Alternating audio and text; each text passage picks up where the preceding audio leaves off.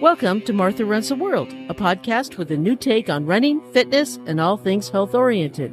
I'm Martha Hughes, your host, and each week I present a new topic that is of interest to all runners. Welcome to episode 283 of Martha Runs the World. Thank you so much for joining me. I truly appreciate it. There are two subjects I want to cover this week. The first is all about George Sheehan. And if you were a runner in the 80s, you know exactly who George Sheehan is. It might have been in the 70s too, but I wasn't a runner back then. Dr. George Sheehan was a remarkable person. He accomplished so much, and I'll get to him in just a moment. I also want to talk about my first race of 2024. Yes, the year is halfway done, and I just finished my first race, and I'm going to talk a lot about it after I talk about the remarkable, the incredible Dr. George Sheehan. When I started running in the mid-'80s, there were not many resources for runners. We were thirsty. We were really dying for running information.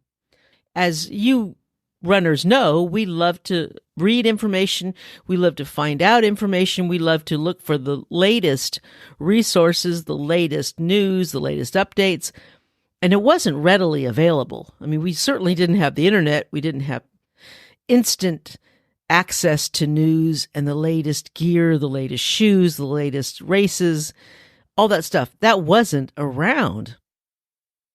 So we had to find out things. We had to be resourceful. We had to scope out things on our own.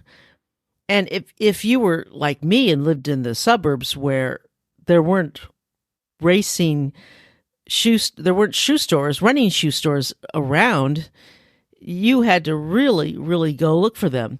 There was only one running shoe store and that I knew of, and that was in San Francisco. So I had to go up to the city to buy running shoes. I had to go up there to find out about races. One time when I was up there, I found out, and I don't even remember the name of the shoe store. That's kind of how bad it was. But one time I was up there and I found out about this running magazine called Runner's World. And this was back when Runner's World magazine was really good. I mean, it just went downhill, and now it's just awful. I don't even know if they print it anymore. It's probably just online, but I don't know. I haven't looked at it in such a long time.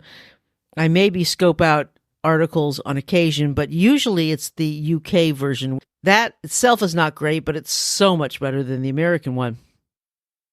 But this was back in the 80s, and Runner's World magazine was just great. It was so good. They just did such a wonderful job. And us runners who subscribed to it, we looked forward to it every month. When it was time for the magazine to be sent out, it was just like Christmas. It was just, yay, we got our Runner's World magazine. And the few friends that I had that were runners, we call each other and say, did you get your copy? Yes, yay. We're all very excited about it. It was like, okay, everything stops. I got my Runner's World magazine. I'm going to sit down and read it from cover to cover. And then I'm going to read it again. And then I'm going to read it again. It was so amazing and so remarkable. I love that magazine.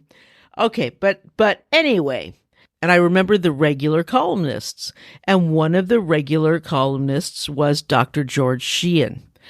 He put out a terrific column about his runs, about medicine, about the updates, and about everything that had to do with running and the world of runners. And this is one of the quotes, and I'm going to quote a lot from him today. We are each an experiment of one, a unique, never-to-be-repeated event. And I love that. We are all each a never-to-be-repeated event. I love that idea. I just really love that. Dr. Sheehan was a brilliant doctor, a superb writer, and a very fast runner. He made such an impact on many people's lives, but especially runners' lives. He holds a very special place in many of our lives. Now, the first surprising thing to understand about Dr. Sheehan is that he did run in college, in high school and college, but he fell away from it and he didn't get back into running until he was 45. Right from the start, he was a fast runner. He was born, well, I don't know right from the start, but he was born in Brooklyn in 1918. He was an outstanding student. He was a track star at Manhattan College. He became a cardiologist just like his father. After medical school, he served in the Navy in the South Pacific during World War II as a doctor on the battleship USS Daly. Just before leaving for active service, he married the most beautiful woman on the Jersey Shore, as he said, Mary Jane Fleming, and together they raised 12 children. That's right, 12. He did become bored with medicine. At age 45, he started running. The incredible thing about it is that he was still fast. Even though he had done no running since college, even though it had been over 20 years, he was still fast. 5 years later, at 50 years old, he ran a 4.47-minute mile. That's incredible for 50 years old. This was the world's first sub-5-minute mile by a 50-year-old. Can you imagine? It's just amazing how fast he was at 50 years old. He started writing a weekly column for the local paper. Being a doctor, he was quickly sought out for the medical expertise by the running world. This is how Runner's World magazine found him, and he became a regular columnist. He wrote the column for 25 years. During many of these years, he served as the magazine's medical editor. He published 8 books and traveled around the world lecturing about running and health. In 1986, Dr. Sheehan was diagnosed with prostate cancer. By the time it was discovered, it had spread to his bones. He lived with cancer for 7 years. He ran until he couldn't, and he kept writing until he nearly passed away. And he did pass away on November 1st, 1993. And see, back then it was way different than now, because if you had cancer, a lot of times it wasn't discovered until it was too late. Now we live in such a different world. It's much easier to find in early stages, and I think we sometimes take it for granted. So just remember that it wasn't always that way. His columns and writings were not limited to Runner's World. He wrote many other publications, including the New York Times and many, many other national magazines. And I'm going to share some samples of the work that I think are the most important or meaningful. I've only read 2 books of his, but the 2 books that I have are just incredible, and I love them.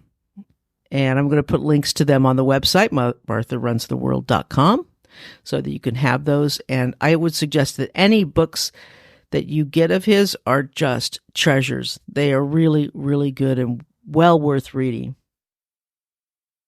Dr. Sheehan shares his personality and how he's growing up into adulthood. He was a very quiet, reserved person. He wasn't one who liked to be in big crowds or the center of attention. He wasn't very social, yet he wanted to find his place in the world. And he writes this piece that I'm going to share, the portion of anyway. It's called Discovering. Then I discovered running and began the long road back. Running made me free. It rid me of concern for the opinion of others, dispensed me from rules and regulations imposed from outside. Running let me start from scratch. It stripped off those layers of programmed activity and thinking, developed new priorities about eating and sleeping and what to do with leisure time. Running changed my attitude about work and play, about whom I really liked and who really liked me.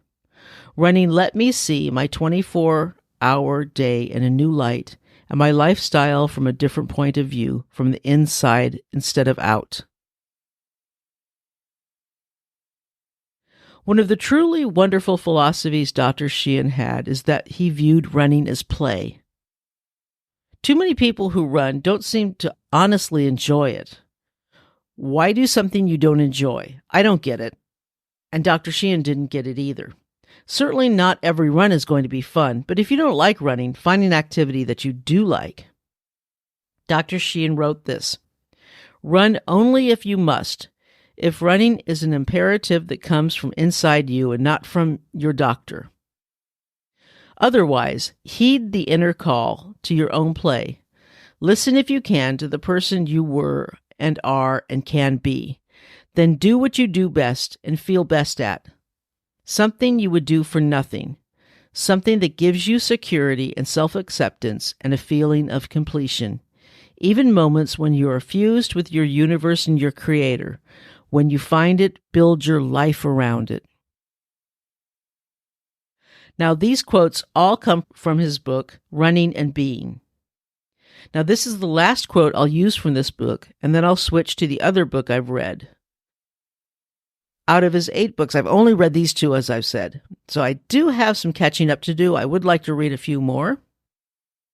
Now, this quote is probably my favorite out of Running and Being. "Every mile is my first. Every hour on the road's a new beginning. Every day I put on my running shoes, I am born again. Seeing things as if for the first time, seeing the familiar as unfamiliar, the common as uncommon. Doing what Goethe said was the hardest thing of all, seeing with my own eyes that which is spread before me. Bringing to that running, that play, the attitude of the child, the perception of a poet.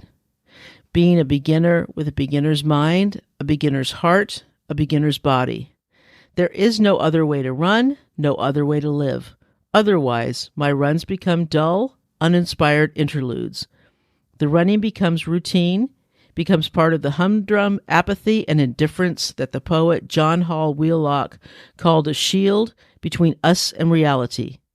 It becomes a chore, becomes a habit, and habit kills awareness and separates us from ourselves." Now, the rest of the quotes come from Dr. Sheehan's book, The Essential Sheehan. This is about running the marathon.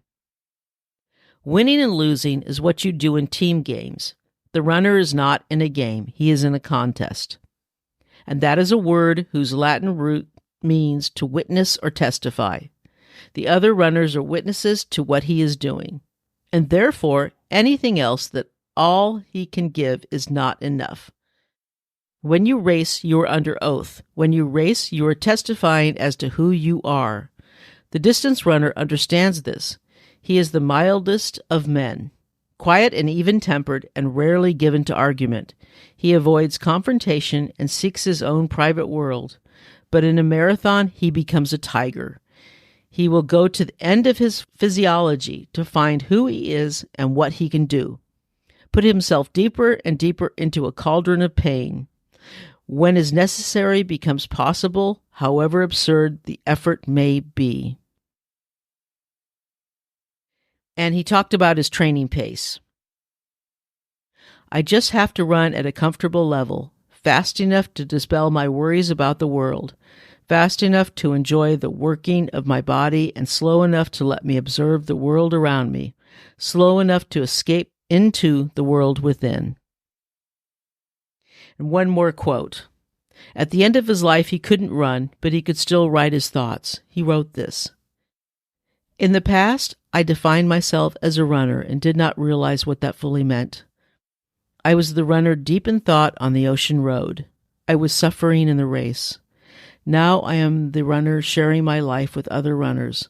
I have come full circle. I have become, in the words of Blake describing age, a child grown wise." Now, in his book, The Essential Sheehan, he does talk about the end of his life, and he talks about the cancer. And the final entries of that book are very emotional and difficult to read, but they are essential because they're still his incredible writing, and he is one of the best writers I've ever read, especially as far as memoirs go. And it's very difficult, it's very hard, but I think it's, like I said, it's well worthwhile, and you won't be disappointed in anything that Dr. Sheehan writes. And he was he was such a beacon for runners. So his books are available at Amazon, and I'm sure running stores who carry running books should have some of his books. Barnes and Noble, all those wonderful places, I'm sure you can find at least a book or a couple books of his. Now, I ran my first race of the year this weekend. I am so excited about it. I really am. It was so much fun. I ran the San Francisco half day. It used to be the whole day, but because the Presidio area is part of the Golden Gate National Recreation Area, which is national park grounds. It's not really park, it's a recreation area, which is still national. They don't allow overnight stays, or they wouldn't give the race directors, coastal trail runs, an overnight license. So the longest run was 12 hours. It used to be 24, but not anymore. So it had to be 12 hours. So I ran the 6-hour distance. This race I've talked about many times before on my show. It's a timed race. I love this race very much. But since this was my first race back of the year, I did 6 hours, which was perfect, I think. And I actually stayed out there for 5 hours. My goal was 6, but I could not stay out there the full 6 hours. And I'll talk about why in a moment. I did my best. I got 13.6 something miles. So I'm very, very pleased with my results. I'm very pleased with my totals.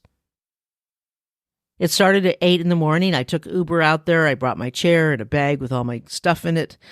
It was a beautiful day. It was just gorgeous. It was in the low 70s. There was not a cloud in the sky. The wind didn't pick up until like 11 or 12. So it was just a gorgeous morning. I got sunburn on my neck. I got a little bit of a red neck now, but it felt great. I didn't get any cramping. I had that massive cramping last year at the Golden Gate half marathon, but nope, not any cramping. I got blisters though. It was so weird because I got a couple blisters on my feet, and I never get blisters, and I was wearing darn tough socks. And this is my first time with blisters.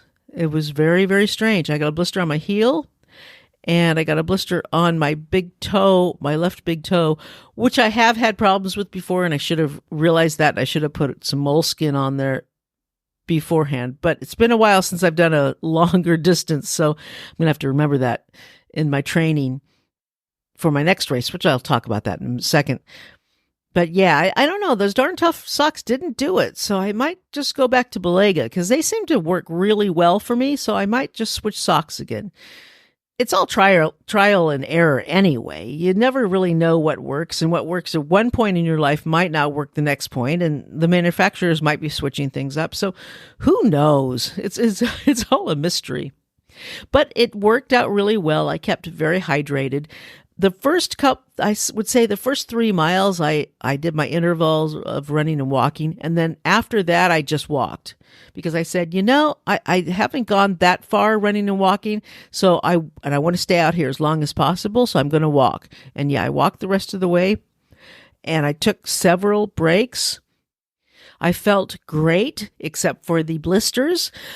One thing that did hurt after, I would say, about 8 miles was my shoulder. My left shoulder was kind of painful. It really started hurting. And I think I just have to make that stronger.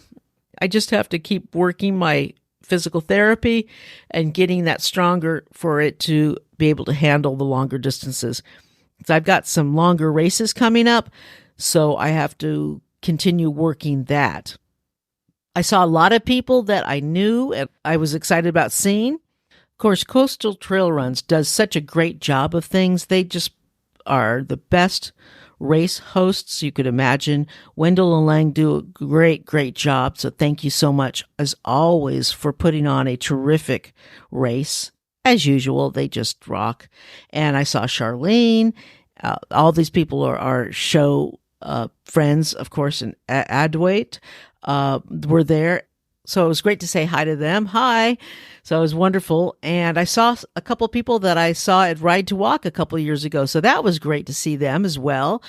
So that was fun. And I'm sorry, I'm not going to be able to do that race again this year. I know they changed the name and I forgot the name of the race. It is going to be in September, and I'll talk about that as it gets closer to the race. They did change ownership of the race, and it's going to be in the same park it was the last time I did it last year. I wish I could do it this year, but I did change to the Ruth Anderson 50K, which I'm going to do in October in San Francisco. So that's actually my next race. So that is what I'm going to be focusing on going forward.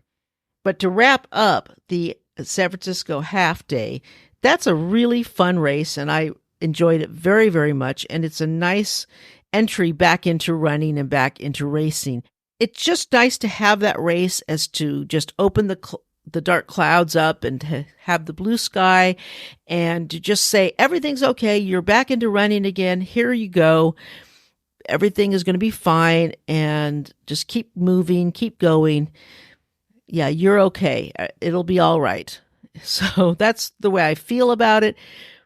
No worries. I know it's hard to get through those really, really bad times that we have. It really is. It hurts. In many, many ways it hurts, not just physically, but emotionally and mentally. And it's anguish. It really is. But we can survive them. We can get through it, and we can pull through to have some really, really good times. And I had a great time Saturday. Was I sore Sunday? Yeah. Yes, I was. I actually did go out for a recovery run on Sunday. I just 3 miles, just went out for a nice little recovery run, and that was great. Felt really good to do that, get the muscles moving and everything. So that was good. I wasn't as sore this morning, so that's also a good sign. And my blisters were almost gone. It was like, really? So I had them that one day, and now they're gone. But I also didn't wear Darn Tough socks yesterday. I wore Balegas. So maybe that's the difference. I don't know. I've never had problems with Darn Tough. What is up with that? Oh well, different time. Just start wearing Balegas, I guess. I did say, yes, my next race isn't until October. I'm doing the Ruth Anderson 50K at Lake Merced. I don't know if I'm going to do the Golden Gate half again this year. I just don't know, because it's pretty close. It's only a couple weeks after the Ruth Anderson, so I don't know if I'm going to be up for that or not. Probably not. I'm probably going to skip the Golden Gate half, but I really kind of wanted to do that just as a redemption thing, because I sucked so bad last year. But I don't know. I'm not really up to doing that kind of road race again, so I don't know. I'll skip it, maybe. I would really like to do the Hunter H. Thompson Fear and Loathing 50K, though. I would like to do that in December, so maybe I'll just do those 2 50Ks. And, of course, the Thanksgiving Turkey Trot in Golden Gate Park. I always do that one. So maybe I'll do those 3. And then my big race, of course, is I'm going back to Boulder City to do the Bootleg Boogie as my first 50-miler. That is in next February. So those are pretty much the 4 races that I really want to do. I'm cutting out all the other stuff because I don't really have the money, and there really isn't anything in San Francisco that I want to do. Everything else is out of town, and, well, I don't have the money for that. But speaking out of town, I am going to take a couple days and just go up to the Sierras on my days off as just a quick overnighter, renting a car, having a hotel, and just doing some trail running in the Sierras because I really feel like it, and I get a pretty good bargain, and it's not going to cost me much money. So I'm doing that on like a Monday and Tuesday, just going up overnight, do some trail running on both days, and come back down. So I'm going to do that in August. But those are my things coming up. So how is your running? How are you doing? How's everything going? Yeah, let me know. Let me know what's up. Okay, so that is it for today. The website is martharunstheworld.com. If you want to email me, it's martharunstheworld@gmail.com. And until next week, let's tie up our shoelaces and go for a run.